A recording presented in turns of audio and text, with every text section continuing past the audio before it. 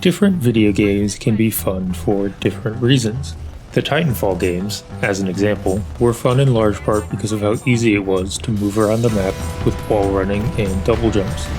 The movement in Apex Legends, however, is much different. While many types of movement are possible, from tap strafing and various zipline jumps to the extremely short-lived punch boosting, Apex Legends by default focuses less on movement and more on strategy and gun skill. Still, movement players in Apex have been innovating and raising the bar of movement technique ever since the game was released. So what happens when a casual player with slow reflexes, like me, tries to learn Apex Legends movement tech and use it to win fights?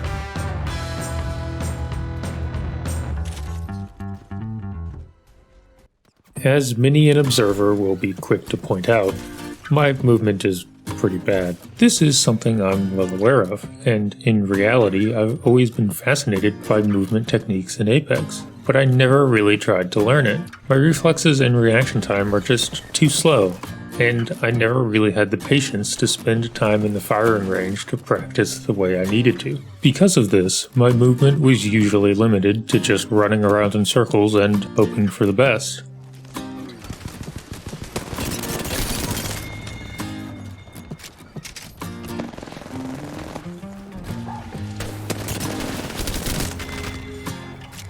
Did not really deserve to live there, but it's fine.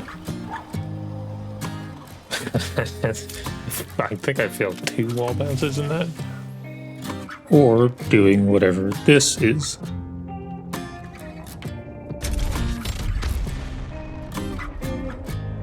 Huh, it actually works. But in Season 16, I finally decided I wanted to change that. I decided to start with wall jumps, also known as a wall bounce, since it was something that I technically already knew how to do. Wall jumps, when used correctly, can make you harder to hit and give you a significant positioning advantage while fighting. But the way my brain processes things in the middle of fights meant that, in all honesty, it just never occurred to me to try a wall bounce while fighting. Plus, I lacked confidence in my mechanical skill to attempt it, since I was afraid I would fail the inputs and end up getting myself killed. But, seeing as how I am perfectly capable of doing something stupid and getting myself killed anyway... What? I was in phase. I figured, what did I have to lose?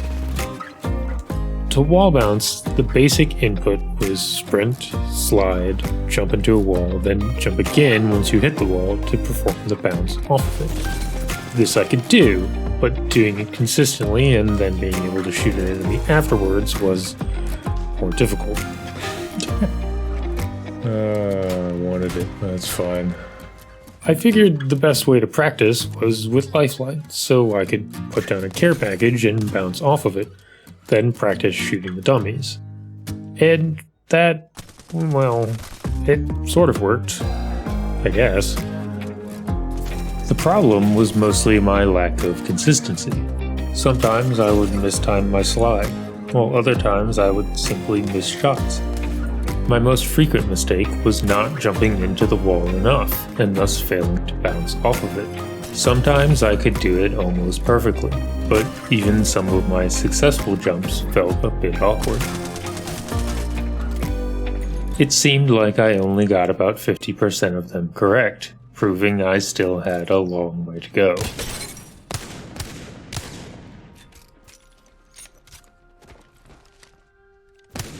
True to form though, I quickly got bored.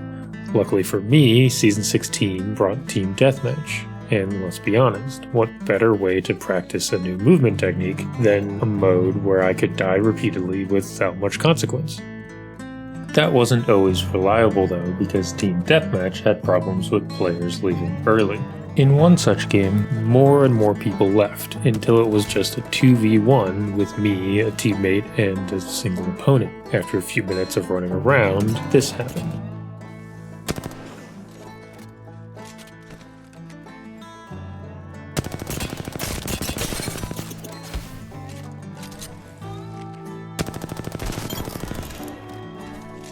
I don't really know why this is the moment I decided to try a wall bounce.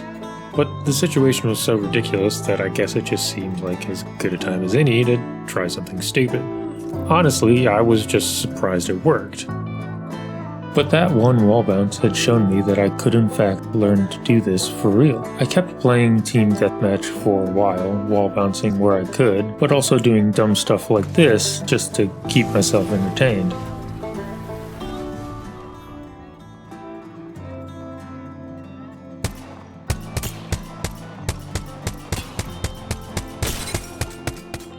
But mostly my focus was on doing wall jumps, even in situations where it was really a pretty stupid thing to do. Does that count? That was so bad. That was honestly so bad. It got to the point where I was bouncing off every wall I could, just to get more comfortable with the inputs and timing.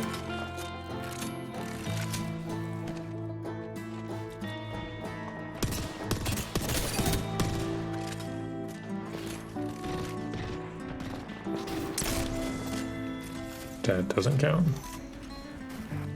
Sometimes I still failed, but eventually it started to feel a bit more consistent.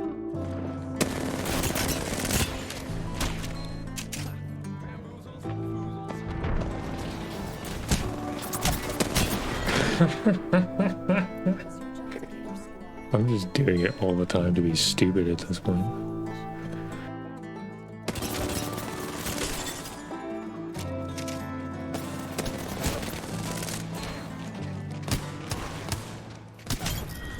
Ooh, that counts. That definitely counts. Still, my levels of success definitely varied. Sometimes I would miss the wall jump and die. The first time I tried to do it in a regular match, it didn't really go according to plan.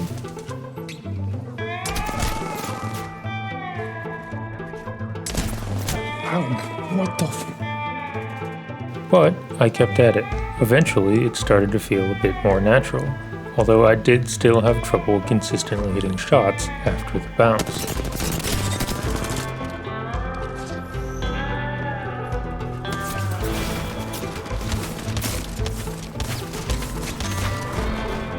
Then, one Friday night, I dropped into a casual game on the map World's Edge. It's important to note that my highest rank ever is low platinum, so when I see dive trails of diamond players, I know the lobby is probably full of players that are better than I am.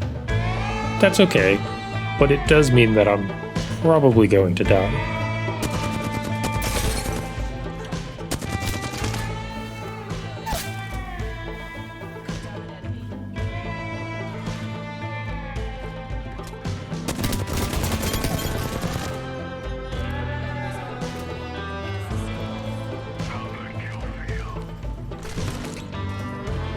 A little cheap, to be honest. After a decently chaotic start and several small teamfights, we came away unscathed with several kills to our name.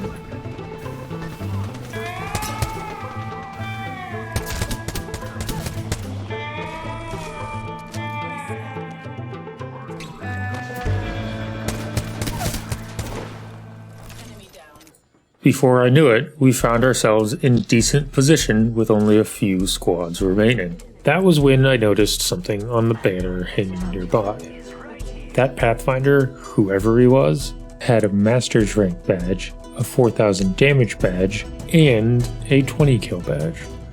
When I saw that, I immediately knew we weren't winning this game. Probably in the next fight, I would die and my team would be overwhelmed. But maybe if we held good position, we had a chance. As it happened, I wouldn't have to wait long to find out.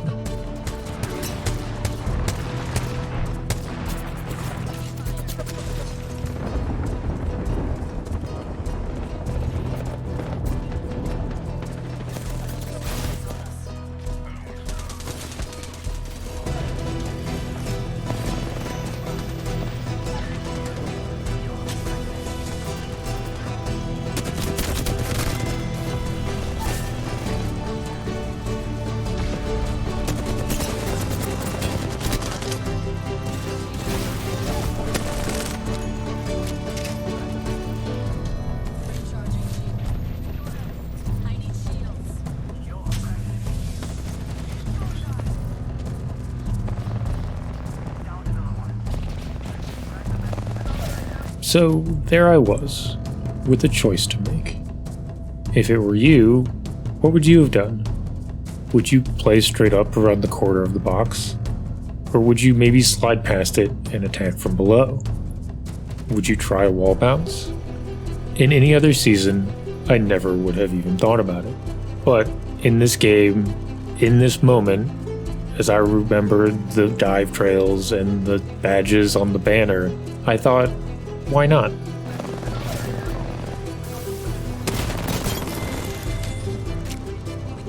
That counts. That 100% counts. Holy, I just did it. If I'm being honest, I didn't need to wall bounce there. The Pathfinder wasn't even looking at me when I got around the corner. But I couldn't have known that going in, plus I didn't know how much damage my Octane had done. After the fight on the bridge, we managed to finish the game in style, finishing off the last few teams to get the win.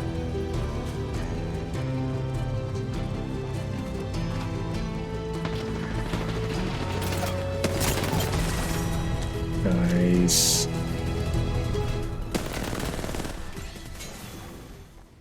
Movement has always been one of my weak points in Apex, so any improvement, however ridiculous, is worth celebrating. Even though this particular wall bounce was a bit unnecessary and unimpressive, I was still happy to see myself do one in an actual game and get a kill off of it. After all of this, I found that even just focusing on movement made me more elusive in fights, because I was less likely to be caught just standing around. I even found myself incorporating wall bounces in more and more places, although my levels of success still varied.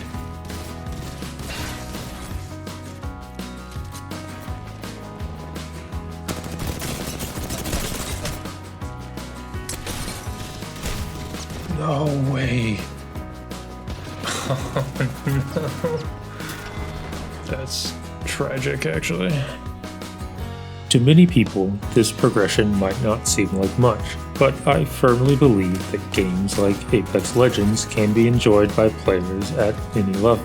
Whatever level we're at as players, we can always set goals for ourselves and have fun with the process of playing the game however we can. For me, in Season 16, that meant slowing things down and having fun with some movement. The end result, however silly it might seem, is definitely something I'm proud of. Whatever I try next, I know I'll have to fail many times before I succeed.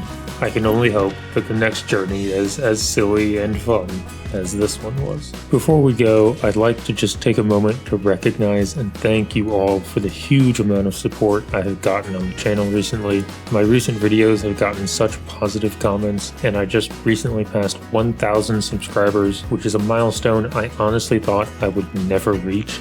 The reception to my content has gone way beyond my expectations, and I am just so totally humbled that all I can say is thank you so much. I will continue to tell these stories as best I can, and I'm looking forward to continuing to learn and grow as I do it. Thank you all for being a part of it. So with that said, thank you everyone for watching. If you enjoyed, please do leave a like and consider subscribing. Stay safe out there, and I will see you next time.